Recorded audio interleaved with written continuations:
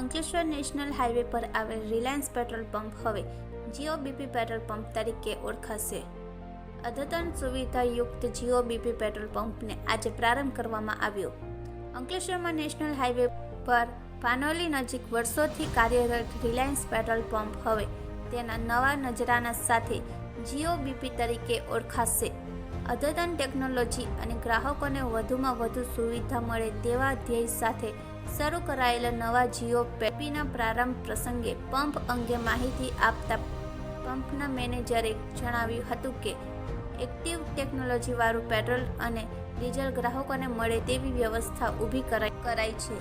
સાથે જ અદ્યતન સુવિધા અને ગ્રાહકોને વધુ સુવિધા મળે તે માટે પંપ પરિસરમાં ટાયરમાં સાદી તેમજ નાઇટ્રોજન હવા ભરવા માટે મશીન મૂકવામાં આવ્યા છે.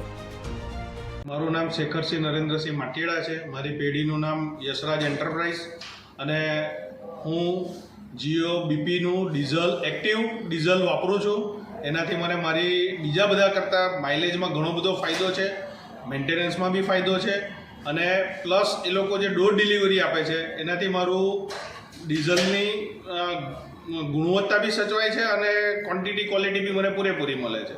એનાથી મને ઘણો બધો ફાયદો છે.